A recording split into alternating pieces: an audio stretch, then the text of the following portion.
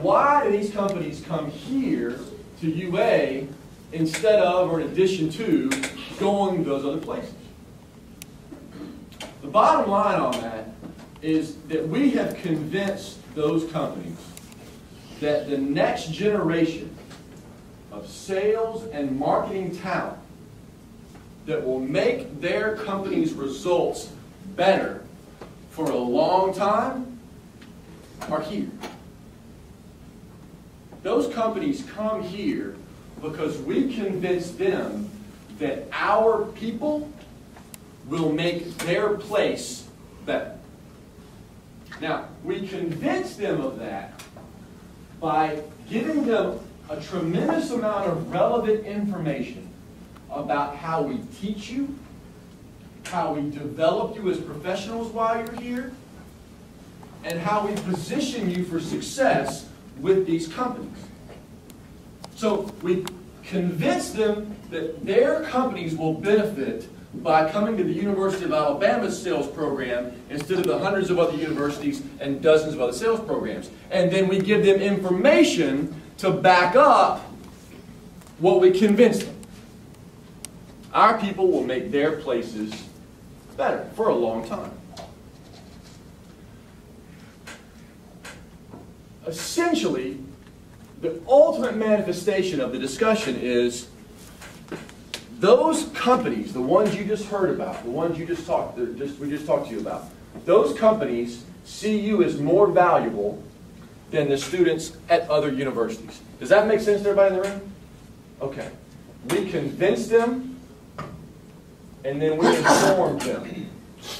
We deliver a value proposition to these firms, and then they commit their time, they commit their money, and they commit their jobs to coming here instead of going to our competition.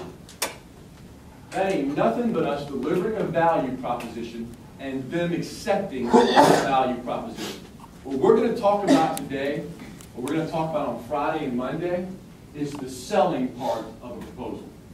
This is where you inform and convince your audience that making a decision in your favor is in their favor. Now, I'm going to say that again because I want y'all to get it.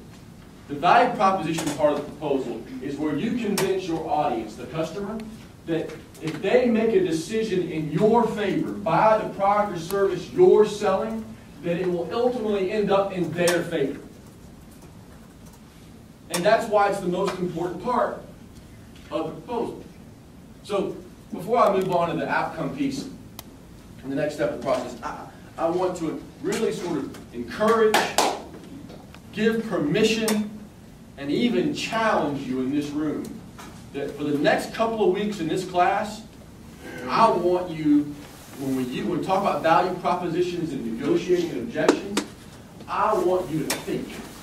I am giving you permission to include your brain in your academic experience. And I don't know that that's done in a lot of other classes. Here's a textbook, read it, memorize it, fill it out. Here's a test, fill it out. Here's a quiz every other day, 2 points. Do that quiz. We're doing a lot of things. I don't know how much we're thinking. I'm telling you that your brain should not be separate from your academic experience. And if you take that mentality to creating value propositions, I promised you on the first day of class that we're going to have some art and some science up in this module. And this is where the art and science come together, right here on value propositions. Okay? This is where we get to sell. We finally get to sell a little bit. All right? So let me tell you where you are. There are 4 parts of the value proposition. 4 parts of the value proposition. We've got the outcome, the process, the tools, and the check-in. I'll deliver outcome today. Lexi will deliver process today.